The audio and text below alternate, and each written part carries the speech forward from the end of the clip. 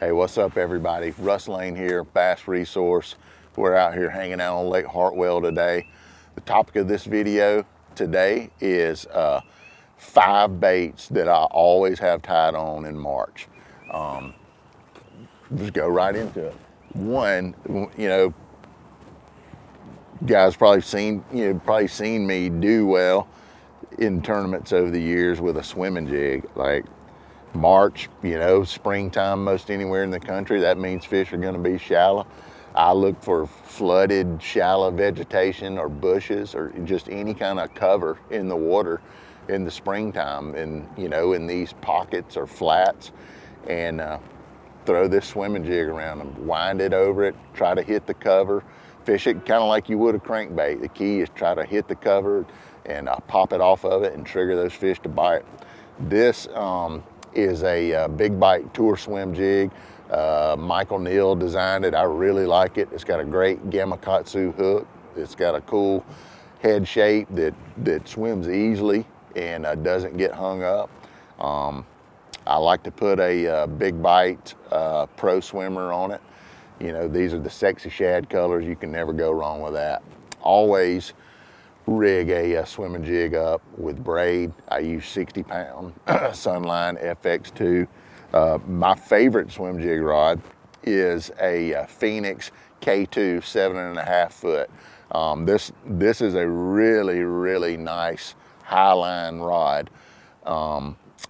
And the reason that I like it is because it's very light, but very strong. And I want a very light rod swimming a jig so that I can really bounce that rod tip and give that jig as much action as possible. And, trigger those fish to bite. But definitely a swimming jig is one of my favorite go-tos in March. 2, considering that shallow cover. On those days when fish aren't as aggressive, maybe it's bright and still, maybe you had a cold front come through and you just can't get fish to react. You got to have some kind of flipping bait on.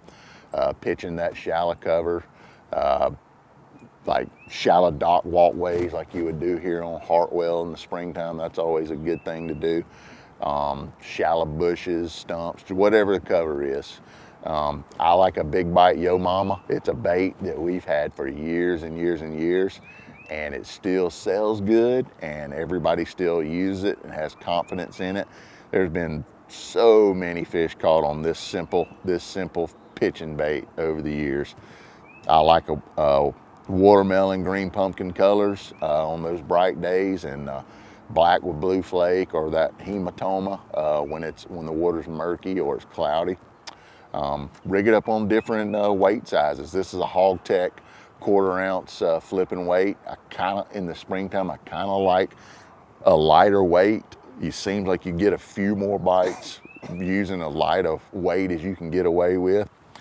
5/0 Gamakatsu straight shank. I use 22-pound Sunline shooter, just depending on what the cover is, as high as 25 pounds. Say if I'm flipping like some gnarly bushes and stuff, I'll even go to 25-pound shooter. So really get those fish out. 7.5 foot Phoenix feather flipping stick. This is actually a 7'7". I like this particular rod for flipping and pitching with fluorocarbon. If I was flipping and pitching with braid, I would use the Recon series. The Recon is more of a beefy, heavier action rod, and that's better. It's more conducive for pitching with braid. But with fluorocarbon, I like this feather series. And moving on, always in March, gotta have a square bill on. Square bills have been producers for ever since they were invented, years and years. It's a great way to cover lots of water, which sometimes you have to do in the springtime, and it's a great way to catch big ones. It's a good way to trigger fish to bite. This is the Fat Papa 70 from Spro. I designed this bait, I don't know, it's been 10 or 12 years ago, just with March in mind, basically. Springtime, shallow cranking. It's a big bodied crankbait. that moves a lot of water, has a really wide action. I like to throw it on big line, like 18 pound, 20 pound Sunline Sniper, and just bang it in the shallow cover. Reel it fast, hit the cover, bounce it off of it, and get those reaction strikes. Great bait to cover water in the springtime.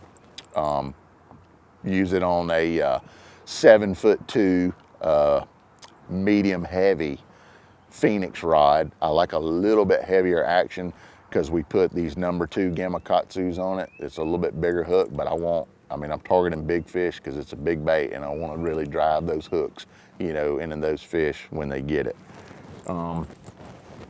Let's see, and a spinnerbait. Just like the square bill, spinnerbaits have worked for years and years and years in the springtime.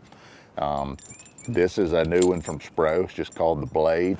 It's a great spinnerbait. Got premium blades on it. They figured out bending the wire right here gives it a little more action at the head of the bait. It works good. I like it a lot. It's got a cool paint job. Got that nano coat Gamakatsu hook, which is awesome. But mainly any spinnerbait, can be a good producer in March. Pick it up on those windy days. I like to slow roll it around the ends of floating docks like here on Hartwell, or lay downs on steeper banks, like targeting those females that would be staging, ready to go, right before they go spawn, on just a slightly deeper piece of cover adjacent to where they're gonna be spawning in the coming days. But spinnerbait, perfect for that. 20 pound Sunline Sniper. This is the Recon. For spinnerbait, I like the Phoenix Recon. I like that beefier rod. It has like a slower action. So when the fish gets it, it's more of a parabolic type bend. Not completely parabolic, but more so than say the feather series, and it allows those fish to really get that bait and engulf it. Medium heavy 7-1, Recon. And 2, spring is March or whatever is big fish time. Like, there's not hardly a better time to target big fish. And if you want to target the biggest fish on your lake, get you a swim bait. Big swim baits surprisingly will get you more bites than you may realize. I've caught just keeper fish on 8-inch swim baits, so don't be intimidated by their size. But the Spro Megalojohn, it's a 6-inch bait, which is a good size. Generally, it's not overwhelming for you. It's easy to cast, but it's big enough that it can really trigger a big staging female in March to bite it. Skip this thing around under bushes, under docks where those big females like to stage. Just wind it slow roll it, fish it actually just like you would the slow rolling the spinnerbait around some of that shallow cover. Rig it up on a 20 pound Sniper.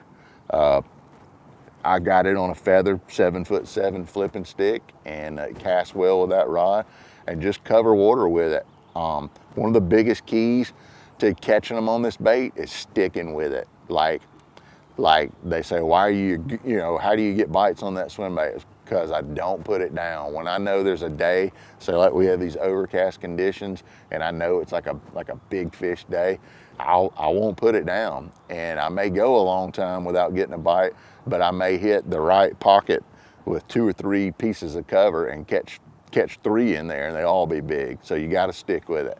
But that's basically the 5 baits or types of baits that I'm always going to have tied on in March. And somewhere along the way, one of those is going to work on any particular day under any particular conditions in March that you may come across. So keep those in mind when you're out there trying to figure out what you need to pick up and tie on this March.